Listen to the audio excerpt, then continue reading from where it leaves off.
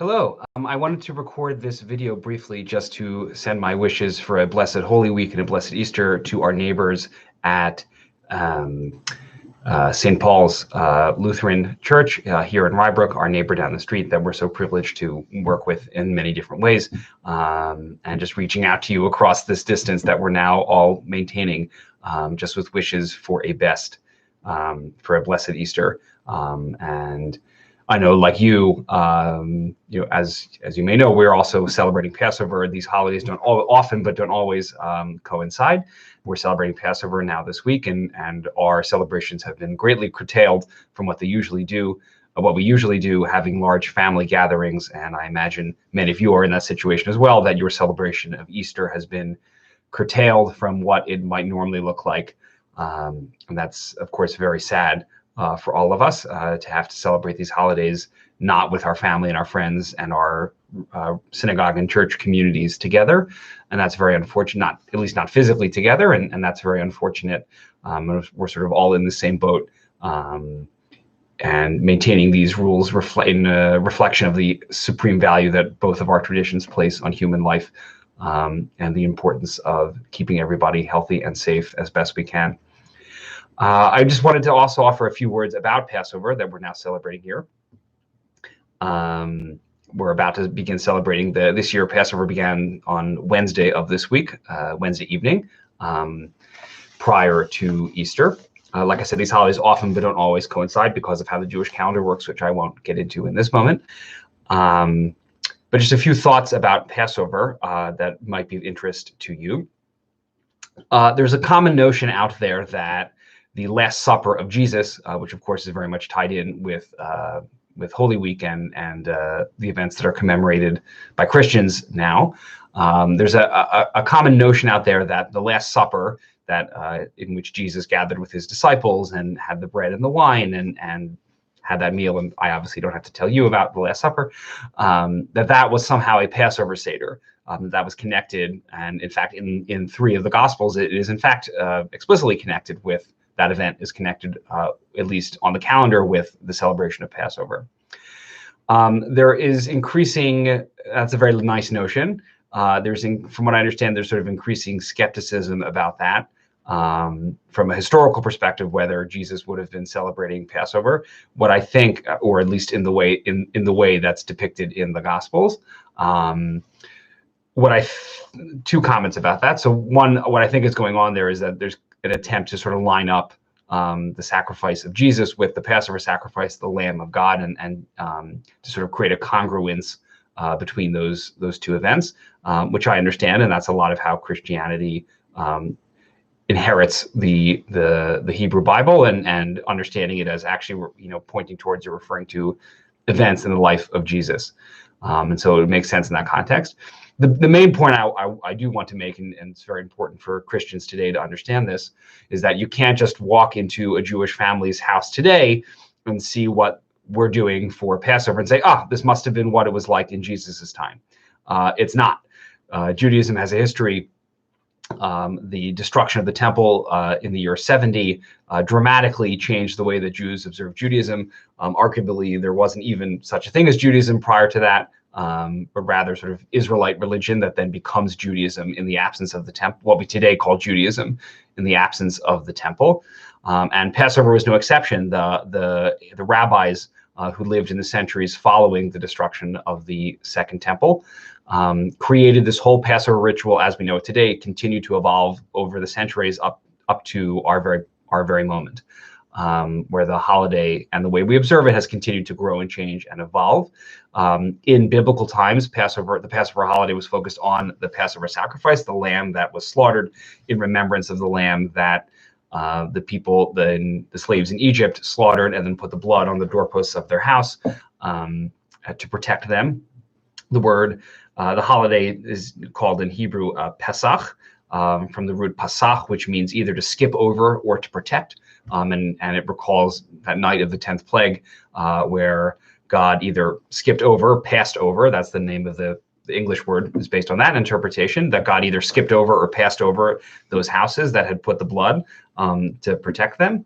or that God had sort of protected the houses of the Israelites as the 10th plague descended through Egypt. So Passover was celebrated in that way, and would have been in Jesus's time. Each families from all over the land of Israel would have come to Jerusalem to make the Passover sacrifice and to eat it that night in household groups in Jerusalem. Following the destruction of the temple, the rabbis developed the ritual meal that's known as the Seder.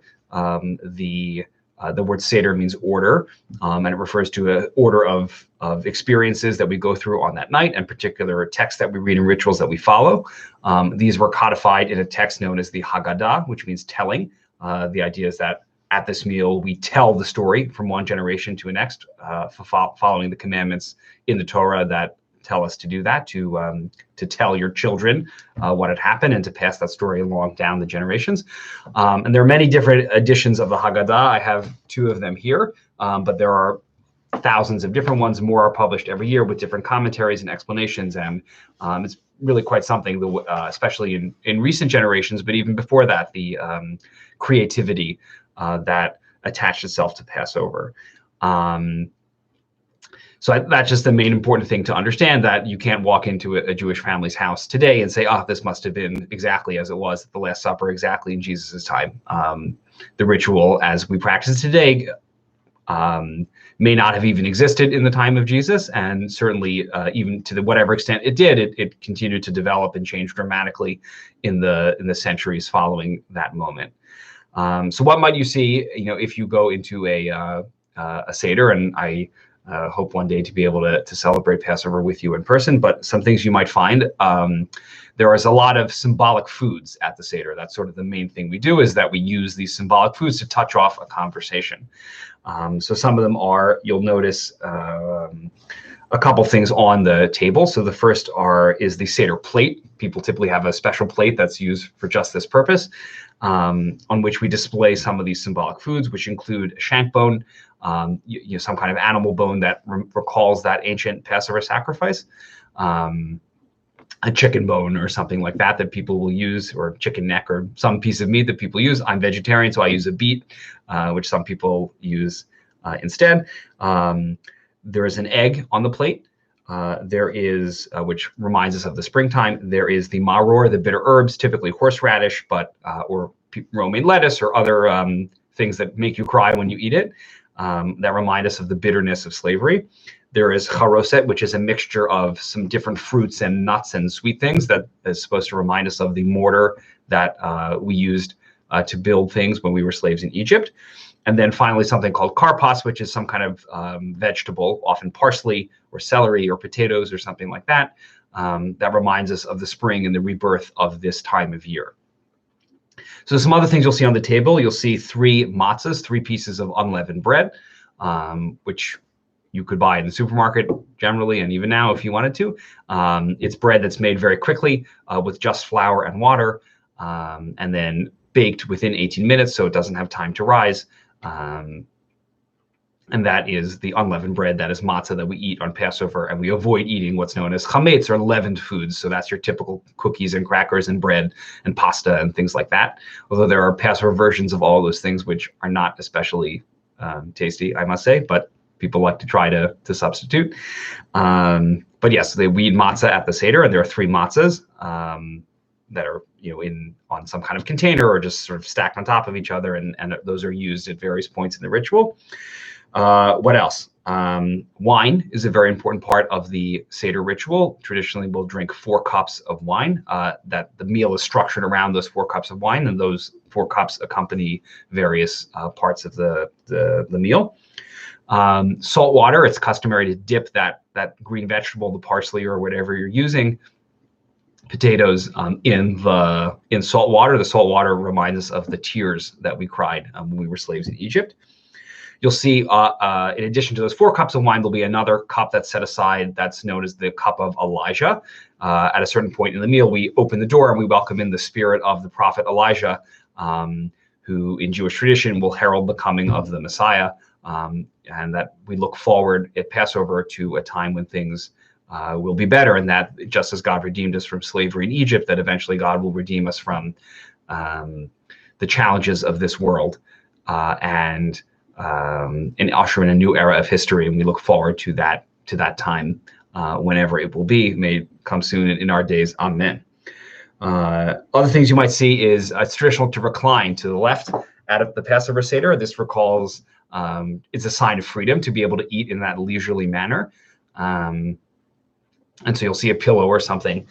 Something I'm suggesting people do this year when their Seder meals are going to, which typically are very large family gatherings, are going to be much smaller this year, that people actually lie down on their couch, which reflects the ancient Greco-Roman eating practices that the Seder is based on, to actually lie down and sort of lean and philosophize and drink wine all night, which is what the Seder originally was.